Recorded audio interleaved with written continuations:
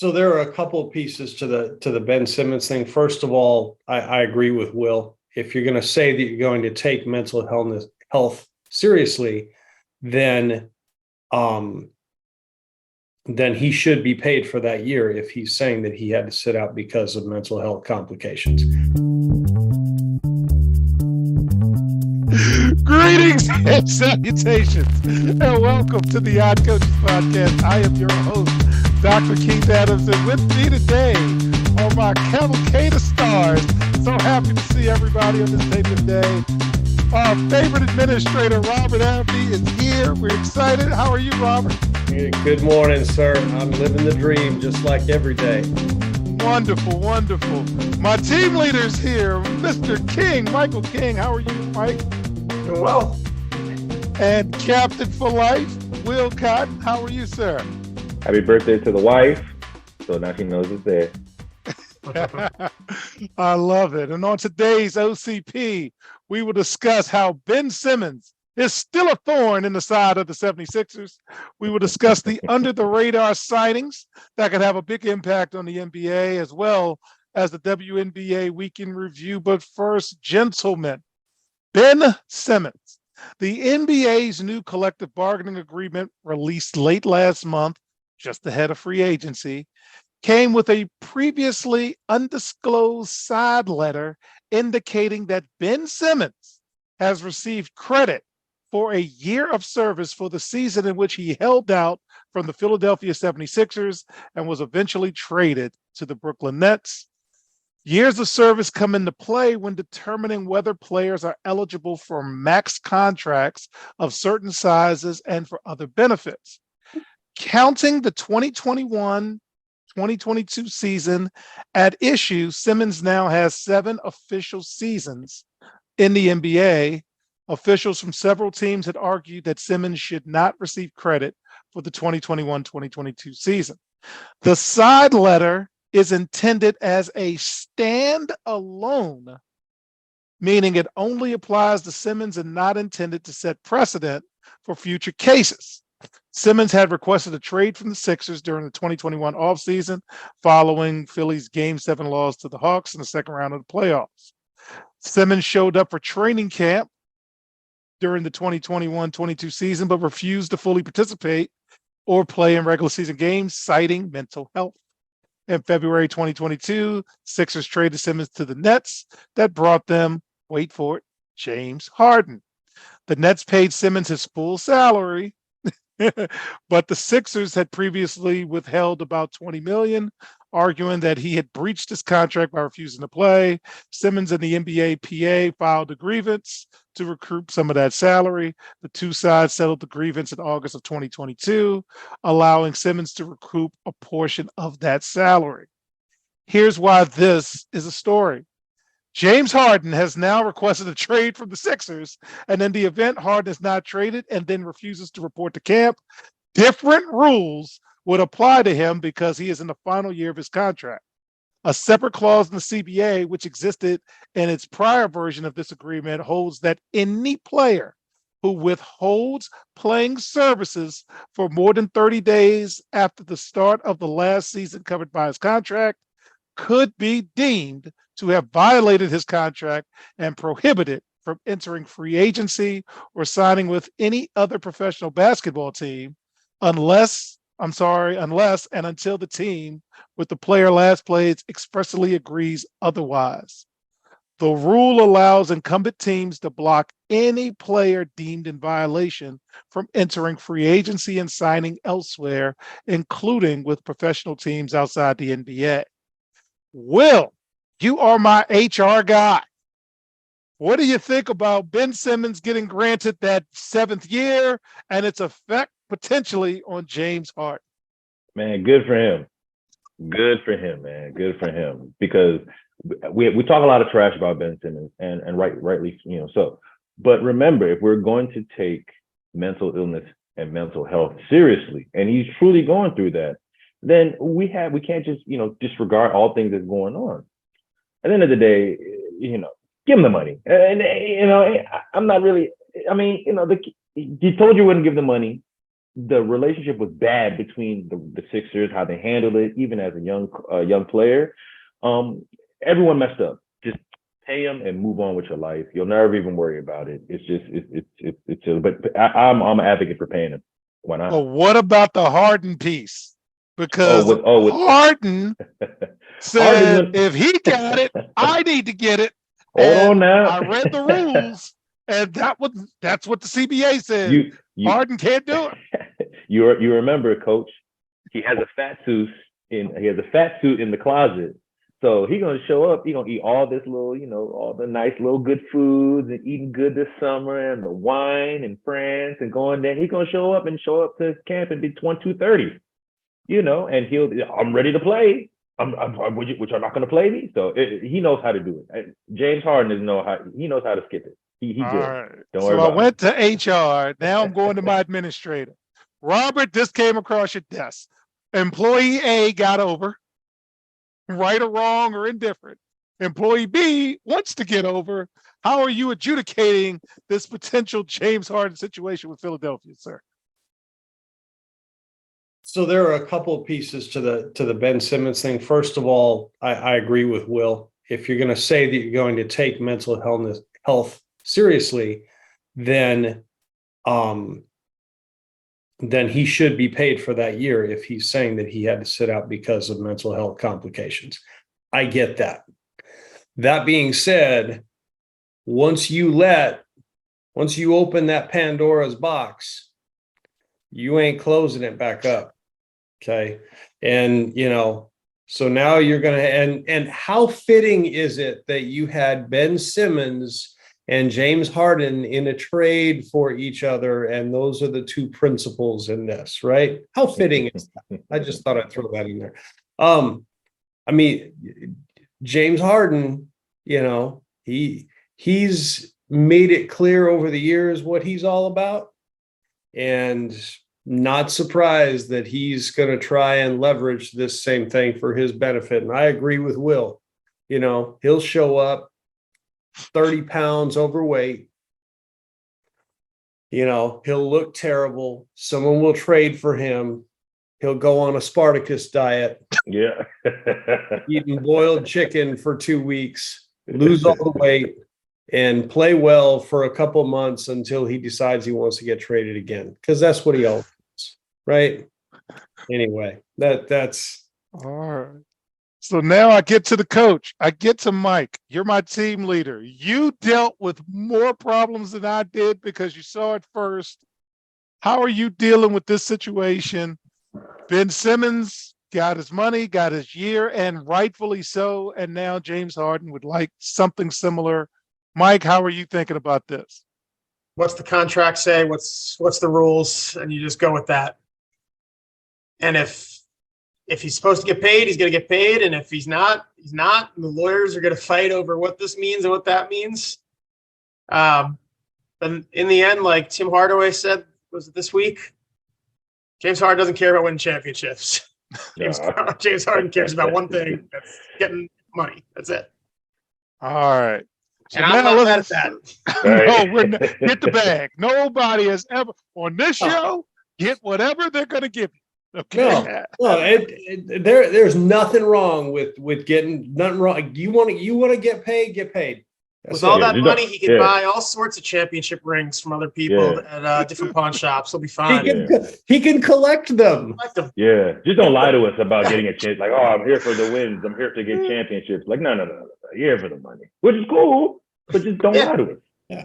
All right. So finally, with the Philadelphia 76ers, the reigning defending MVP Joel Embiid had a few things to say, but the big takeaway was, quote, "I just want to win a championship, whatever it takes.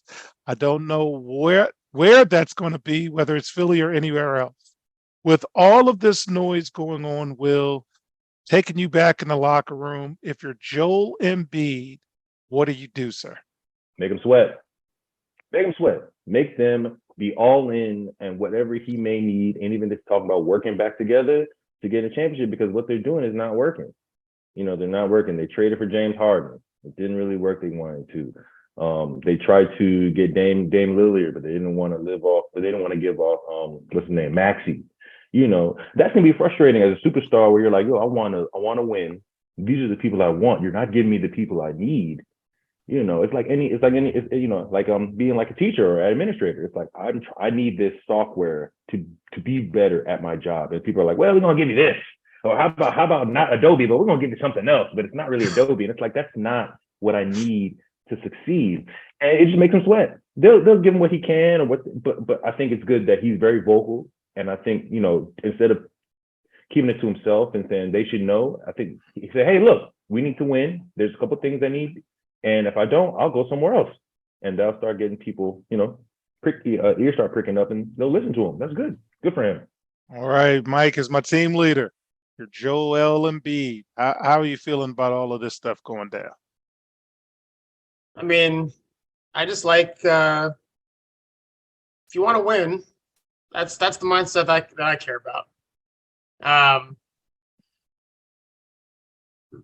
Players reach a point where they realize when there's a ceiling, you know, you're close but not close, and then I don't know, in the NBA it's hard to get those pieces just like that. You got these teams that have been built. Like the Nuggets kind of saw it coming little by little. 76ers, that would have been a couple years ago. Mm-hmm. Seems like that window might have closed. So I'm not mad at him for wanting to win. Go wherever you can. But it's hard to find. It's hard for a superstar to find that spot. Mm-hmm. Kevin Durant was able to with the Golden State because somehow Golden State had the money to add Kevin Durant. And they were already a championship team. Like doesn't happen all the time where a team that's completely ready to go and has Kevin Durant money. It's a rare thing. So if I'm Embiid, I don't know. You kind of like almost trapped to where you are. But remember, they were supposed to be. This is where they're supposed. Remember, they had Ben Simmons, they had Markelle Fultz. You know, they had Embiid. They were supposed to be their core. Yeah. So it's not. Now he's like, wait a minute, I'm good, but the other two guys you're supposed to bring along, it didn't happen. So I feel it. It just, you know, it is what it is. But Robert, you're our administrator. Close us out. Joel Embiid comes into your office, says what he just said. How are you handling that, sir? Well, I mean, your trade asset is James Harden. And incidentally, what did you think you were going to get when you traded for James Harden? You're getting from him exactly what he has demonstrated at every other stop he's been. This is what you're going to get. So really all you can do is get the best possible return you can for James Harden. Is that going to be enough? I'd say probably not. So if that's not enough, Rob, then do you just re-gut the ship again? Or will your fans totally kill you if you say, hey, we're going to start the process all over again?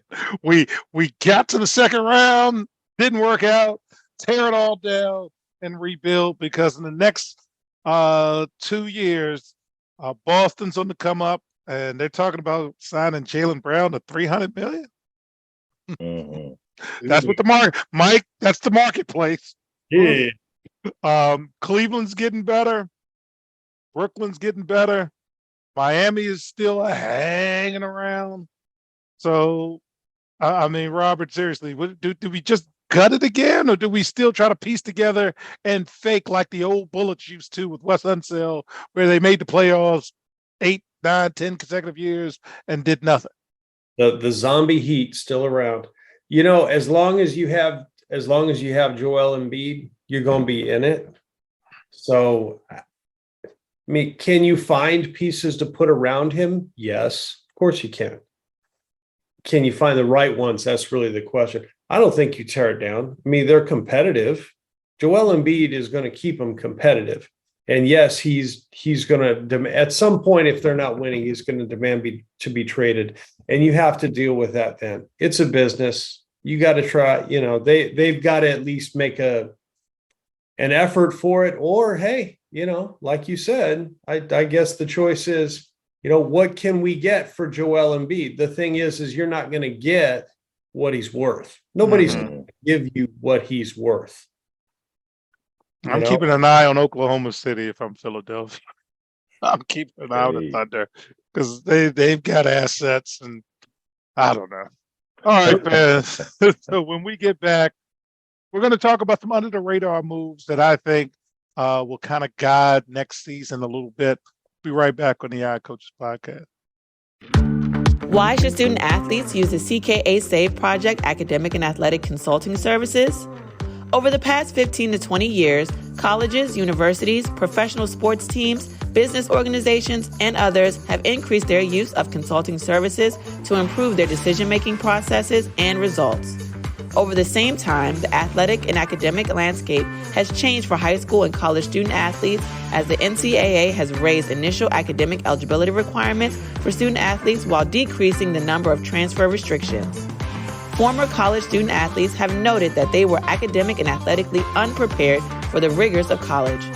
Let the CKA SAVE Project's close to 30 years of academic and athletic experience help guide student athletes to increase success as we work to help student athletes achieve the goal of obtaining a college degree. For more information, contact Dr. Keith Adams by email at cka@ckasaveproject.org. Welcome back to the Odd Coaches podcast. And in segment 2, got some under the radar news stories, and I'm really glad I got Mike King here for this one.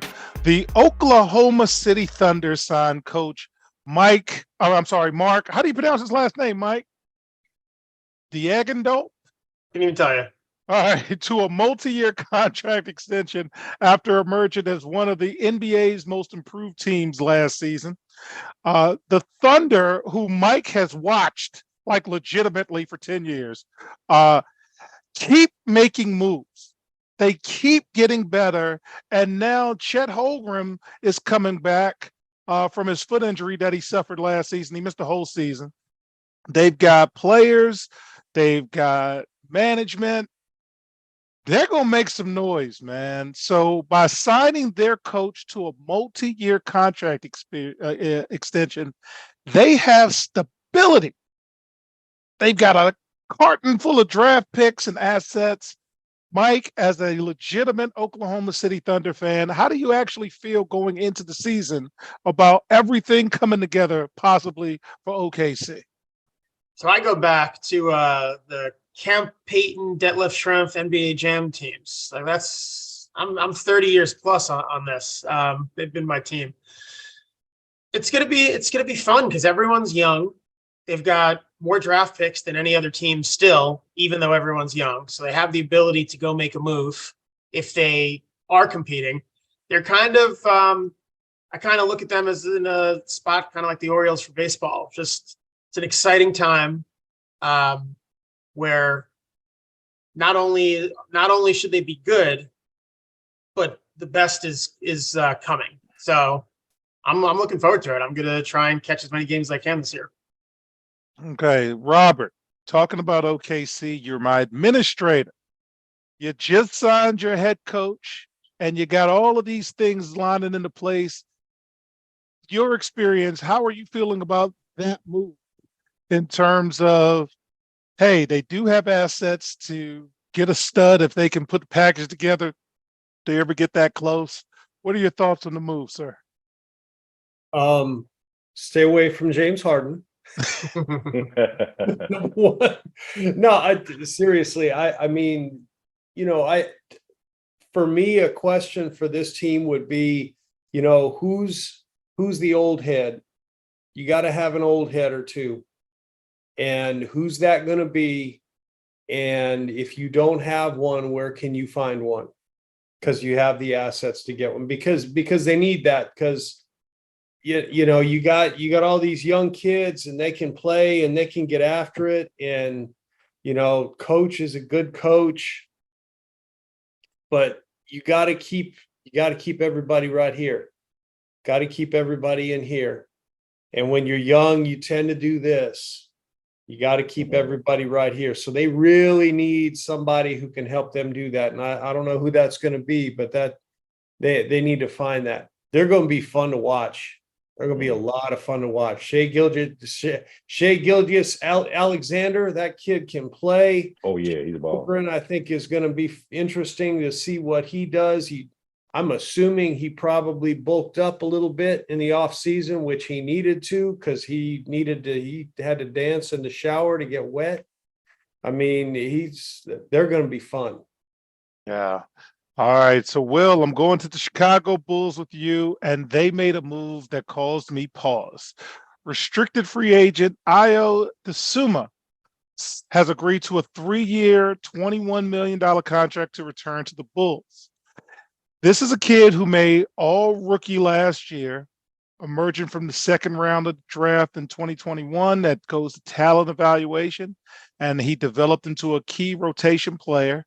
He's 23, started all 51 games, averaged 8 points, and the Bulls played very good defense. They were like a top 5 defense. That's a move, Will, that you're like, So I got a glue guy. I got a guy that can stop the other team's best player or something like that.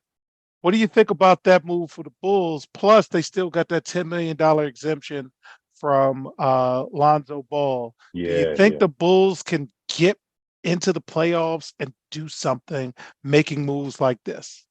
I don't think so. I think they can, at the best they can do is do play in, because I think they're kind of stuck between a kind of antiquated idea where it's like Zach LaVine and DeMar DeRozan is going to lead that team, but then you're also on the back end, you're kind of hoping that the young kind of comes up and holds it on. And Zach LaVine is holding them back. DeMar DeRozan is holding them back too. I think it's just get rid of those guys and go straight with the youth. I mean, Lonzo's not coming back. That's your core. Get rid of them. I think, they're kind of in this, I would call, and I think you guys all do, middling. You're not good enough to really win a championship, but you're not bad enough to get like a lottery pick or a player who's going to change your organization. So they need to kind of move forward. And I think, like I said, with the gentleman that they signed, he's a great defensive stopper. He's a good kid, young, and he's always playing. So ability is availability. Okay.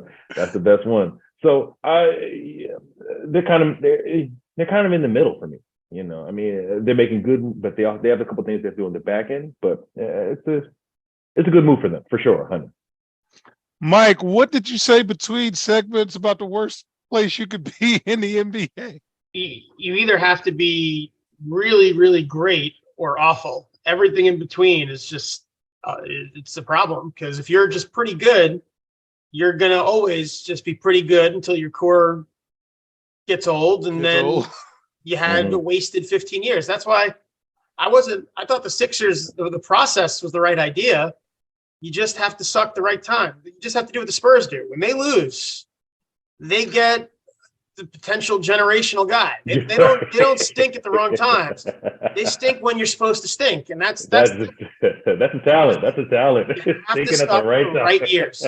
You gotta like map it out. You kind of know when everyone knew LeBron was coming. When beyond, everyone knew this was like 2-3 years out. You have to be okay. We got to suck in 2 years. So why don't we do? And B2, they knew that he was good. Yeah, they think. Yeah, it's just about knowing. Yeah, not luck, man. Yeah, Skill. Dude. Okay, Robert, save me right now. I'm going to talk about Kemba Walker, and he is signed with AS Monaco as the 4-time NBA All-Star, makes the leap to Europe for the first time. He signed to a 1-year contract. Kemba is 33 and has bounced around the league because of significant knee problems. He made 4 straight All-Star appearances for Charlotte and the Celtics. And now he's just kind of at that in-between stage. Monaco won its first French league title, sweeping the Metropolitans where Victor Wembanyama played. What do you think about this move for Kemba? Well, I mean, if you want to show you're healthy, if you want to show you can still play, there are a lot of worse places to do it than Monaco, right? Seems to me like that's a pretty good decision on his part. Worst thing that comes out of it is nobody's interested. You play in Monaco for a year, and maybe you stay there. Maybe you reinvent yourself for a few years and keep playing there. I mean, he's got to show he's healthy if he wants to come back, and that's as good a place as any. All right. So we're going to wish Kimba the best. Finally, wait. yeah, go ahead. Check's still clear, right? Check's clear. Hey, The let's Monaco go. check's clear. Let's go. The Monaco checks will clear. It's Let's a do it. 1-year deal. I am sure our friend will tell you that Monaco, if he's been there, is a wonderful place. And I don't have to hear about the media all year. So, there are worse things. Finally, gentlemen, for this segment. And Mike, you're my social studies guy. I want you to take this one. Tennessee law enforcement last week arrested Devontae Pack, a longtime close friend of Memphis Grizzlies star guard Ja Morant, for misdemeanor assault for hitting a teenager at Morant's house last summer, an altercation that ensnared Morant and those close to him in an ongoing civil lawsuit. The incident took place at Morant's home. In a statement to authorities, Morant admitted to hitting Joshua Holloway, who was then 17, during a pickup basketball game, though Morant later claimed self-defense, arguing that Holloway checked the ball hard at his face. Initially, authorities stated they weren't provided Pack's identity, and Holloway's statement only referred to Pack by nickname. The warrant stated, adding Morant's statement to the authorities, did not provide Pack's name either. Now, Morant's lawyers have argued that he should be immune from liability under Tennessee's Stand Your Ground law, which allow those who feel threatened at their homes to act with force. This seems, Mike, like a story that will not go away. And now you've got lawyers, you got arrests, you got affidavits, you got civil suits, and you have Morant serving a 25-game suspension. Is this something, in your opinion, that's going to carry on through the year? Are there any legal things you feel instinctually as a social studies teacher? What do you think, sir? I think at this point, the team, if they truly care about the person, but also their franchise, should be doing everything in their power to make sure things like this aren't happening, whether that's through education, whether that's through having someone through like adult sitting, having someone just following him around. People in all sorts of professions, celebrities have people around them to make sure they don't say or do things. He needs to be treated like he's in a new Marvel movie, and there's someone next to him making sure he's not going to give away the spoilers at the interview. He's like he needs people just following around, saying, "Nope, don't do that. Nope, don't do that. Let's not be friends with this person. Nope, we're not going to do this at our house." I mean, because it's beyond just the human side. From the Grizzlies' perspective, this is hundreds of millions of dollars of importance to their franchise. How are they allowing this to continue to happen if all it would take is a little bit of outreach on their part to not only help the person, but then help the franchise? It just doesn't make sense to me. Right. I would, from a high school sport perspective, if I had a person on my team who kept getting into trouble, at some point I'd be like, if I'm doing very little, then this is partially my fault too. I need to take a bigger role in this. Hey, Will, give me the teammate perspective. This is coming across. You're in the locker room with challenging personalities. How are you feeling about this latest development as a teammate? For the first thing I think about is I'm glad for the first time he's having accountability. Finally someone is saying you did something and this is what's going to happen. And he's seeing the butterfly effect of his actions in the long term. But as a teammate, what I would do is just keep being his boy, calling him, texting him, "Hey man, how's it going? What you doing? You want to go play? You want to go, you want to play video games?" Keep him engaged, because at the end of the day, we're still family. You know what I'm saying? We're still friends. We're still trying to win a championship. You're not going for the year, and you're very important to this team. They just have to continue to remind him that, look, you've had some issues. You'll get over them. You didn't kill anybody, so there's nothing that you really have to worry about in a big sense like that. Like, you might have to pay some money with that kid, whatever. And He threw the ball at me. Hey, very aggressively, coach, very aggressively. But you keep supporting him. The organization should not just kind of just ignore him or not trying to support him. Like, say, hey man, like you can't be with us, but look, we still like you. You're still our guy. You're still my friend. You're still our family, and keep him engaged. I mean, even he can't be in the facility and things like that. Still, like, hey man, we're all going as a team. We're going to see Oppenheimer. Let's go see it. Or keep him engaged, and he'll come back a lot stronger because he'll see what he's losing, and he could potentially lose outside of just money, but his family. I think that's much more effective in terms of bringing him back into the fold. Hey, Robert, you have the last word. You are administrator. This has come across your desk. How are you looking at this situation? Do you think this is just an isolated piece and this will blow over, or is this something more that you would pay attention to? The floor is yours, my friend. When I had to spend time talking with people, asking them about stuff like, say, what John Morant has been going on, I always ask them this. I always said, help me understand. Help me understand why this is happening.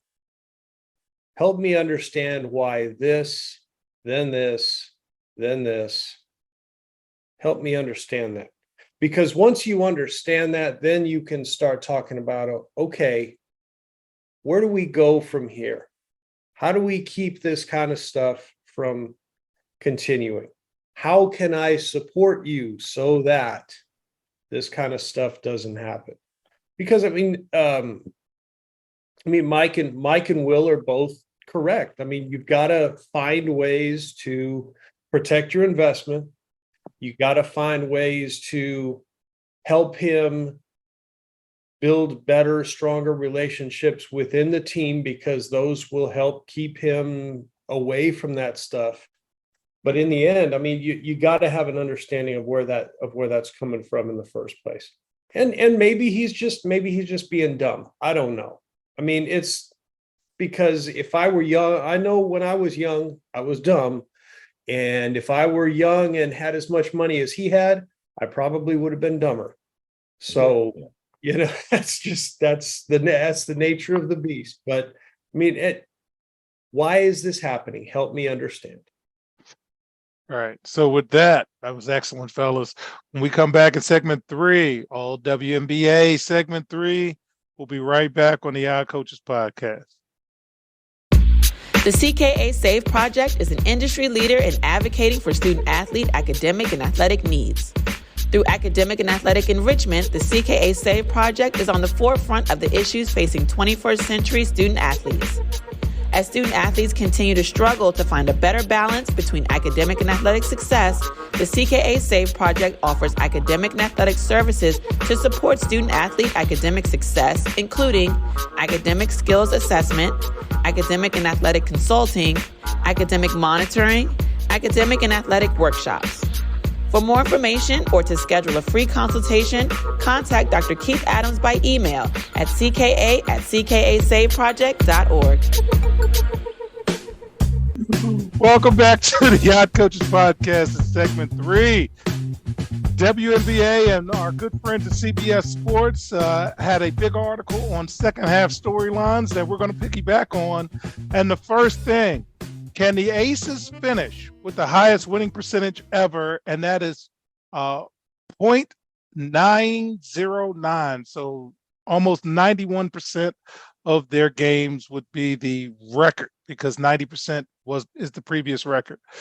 Robert, you've been to Vegas on a couple of occasions. Can the Aces just run this sucker and get that record? What do you think? I mean, they are certainly built for that. The current record holder is the old Houston Comets in 1998. I actually saw them play. Cynthia Cooper and Cheryl Swoops and Tina Thompson. That was a squad, but these aces are pretty good. I can see them doing it. And they're beating people bad. Will, what do you think, sir? Nobody can beat them. It seems like the only ones who seem to really are. It seems like the only ones who are like they are. It's hard to say it because they just seem like all the teams care. They all want to win, but it just seems like Vegas has a Cares more. formula. Yeah, I feel like they just have a very obviously, you know what I'm saying? Like that's it at the end of the day. We have her and you don't. That's why we win. But it's good. It's good for the sport though. It's good for the sport because everyone needs a villain. Mike, they're killing everybody. What do you think? Can they get the record? I think so. But yeah, definitely good for the sport. Everyone likes parity, but you also kind of need those teams to either love or hate that are fantastic. So definitely something that makes the sport that's going to help the sport grow. Yeah, everybody likes parity until you have it, and then you want somebody to dominate. So, Uh-huh. So it looks like we're down to a two-person race for the NBA, for the WNBA MVP, Aja Wilson and Breanna Stewart. Here's what we're looking at. Aja Wilson is not going to play all these minutes because the Aces are going to win. And I know I'm scared as a coach. If I've got the game in hand, you ain't get no numbers. And Breanna Stewart is playing on a team that is good, but they're not as good as the Aces. So, Mike, who would you think is going to win the MVP, Wilson or Stewart?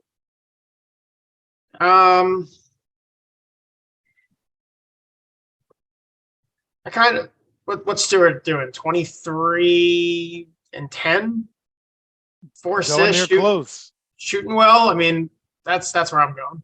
All right, Wilson or Stewart? Give me Wilson. They may. I don't give it to Stewart because if they give it to Stewart, then they pretty much gave the Aces the chip because she's going to be very upset and she's going to go out and she's going to bust a dollar. You know what I'm saying? She's ready to go.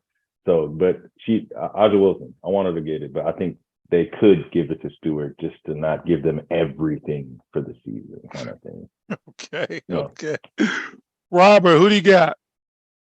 Do you give it to the best player on the best team, or do you give it to the player who puts up the best numbers? That's really, I think what will happen is they will give it to Breanna Stewart. I agree with Will that, not that Vegas needs an excuse, but, just give them a little bit of incentive and let's say, actually, you know what? Let's do that. Let's create some intrigue, give them a little bit of incentive. Let's see how fired up they get and what kind of roughshod they run through the playoffs. Let's see that. I'm down for that. Okay. So Jewel Lloyd will be chasing history. Although the Seattle Storm are not the best team based on losing Breanna Stewart and Sue Bird. They've got Jewel Lloyd, and she is on a scoring binge. She is averaging a career high and a league-leading 25.7 points per game. She is not only on pace to win her first scoring title, but on pace to have the best scoring season in the history of the WNBA. Also, Diana Taurasi is inventing a new club. She is going after 10,000 points. She has set herself well apart from everyone else. And what I want to talk to you guys about, when will the tanking begin? So college basketball this coming season has a lot of star power. Caitlin Clark, Angel Reese, Paige Buckets, and several other players. So you got a chance to change your franchise. And as Mike said earlier in the show, either you're going to have a chance to compete for a championship or just be really bad because being in the middle does nothing for you. So, Robert, you've got the first pick in next year's WNBA draft. Which one of these superstars coming out would you want? Oh, I'm all in for Caitlin Clark, man. That's who you would want with the that- first pick. That girl is a baller. Baller. And because of the notoriety she's gotten over last year, I mean, that is a potentially franchise changing player, not just because of what she brings you on the floor, but because of the following she's created for herself off of the floor as well. Okay. Will, you've got the number one pick next year. Who do you want? I'm biased, man, because I've been watching her for years. Give me Paige Buckets. I love Buckets. I love her game. I like how smooth. I love her swag. She just needs to get a little stronger, especially in the legs, so she doesn't get injured as much. But yo, I love her game, and I would take her first pick. All right. All Mike, who are you taking for? I mean, it's one of these good positions where it doesn't. Everyone's good, so you're kind of set. But I'm going Caitlin Clark. Caitlin Clark for you? Mm-hmm. See, I need a guard because the ball's going to be in her hands, and no matter how good your bigs are, you need somebody to deliver the ball to them. So I'm with Buckets. Will. I'm going with Paige Buckets. I need somebody to get the ball to the big. I love bigs though, as a former post coach. Okay. All right. So Phoenix is next. Phoenix will be the next All-Star game home. I'm sorry about that. I wish it would stay in Vegas, but that has been announced. No dates yet. So let's get to the WNBA standings. Aces are number one. That's clear. 2, 3, 4, 5, and 6 are in a tight bucket. So we got the New York Liberty, the Connecticut Suns, the Dallas Wings, the Atlanta Dream, and the Washington Mystics. 7, 8, 9, 10, and 11 are in that same mix. The Minnesota Lynx, the Chicago Sky, the LA Sparks, Phoenix Mercury, and the Indiana Fever. And then the 12th team is the Seattle Storm. They are clearly not doing well. Games of the week, Friday, July 28th will be Washington versus Dallas, and there are no games scheduled for July 29th. In closing, Big Three is on every weekend. Check it out. The basketball tournament, the TBT, is ongoing. I love the Elam ending, and I'm rooting for Shell Shock. Shout out to Nima Obadar, who is a friend of the show. I think they play soon. Hopefully give me the enchantment, baby. Yes, that's the New Mexico team, right? Give me the enchantment. That is the New Mexico team. The World Cup of Basketball, the FIBA World Cup, is scheduled August 25th through September 10th. The U.S. Opens August 26th versus New Zealand. The WNBA playoffs start in September. So support all of these events. Final thoughts, Cotton Man. Any thoughts on the world of basketball before we close? Did anyone trade for Dame yet? Not yet, and it doesn't appear to be on the horizon. See y'all in October. Okay. Mr. King, any final thoughts on the world of basketball? Chet Holmgren MVP. Woo! Like Go down. And Robert, any final thoughts? Wouldn't it be something if one of these WNBA teams could pull off some kind of trade where you put together Caitlin Clark and Angel Reese, or Paige Buckets and Angel Reese, or something like that? Wouldn't that be something? That would be that again. You're creating an environment for must-see TV. That's what we want. Trade for Ben Simmons. Okay. They could use Caitlin Clark, I'm sure. at least she's playing. Shoot. Okay, fans. So on behalf of my tag team partner and our cavalcade of stars, I'm Dr. Keith Adams saying thank you for listening and or watching the Odd Coaches podcast, and we will see you on the sidelines. Till next time, take care. The Odd Coaches podcast is sponsored by the CKA Save Project. The CKA Save Project is an industry leader in providing student-athlete academic and athletic support. From assessing student-athletes' academic and athletic skills, to measuring and monitoring student-athlete academic progress, to improving student-athlete time management and organizational skills, the CKA Save Project provides wraparound services for student-athletes from middle school through college.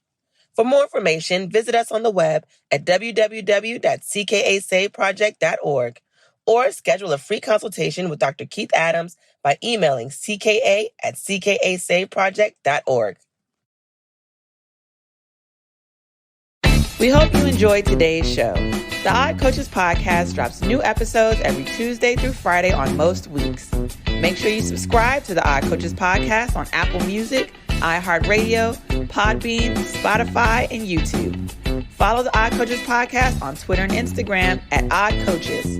Follow Dr. Adams on Twitter and Instagram at CKA Save Project. In addition, follow Coach Mike Francis on Twitter and Instagram at Coach Franchise, spelled Coach FRANCHIZE. For more information about the CKA Save Project, please visit them on the web at www.ckasaveproject.org. See you next time on the Odd Coaches Podcast.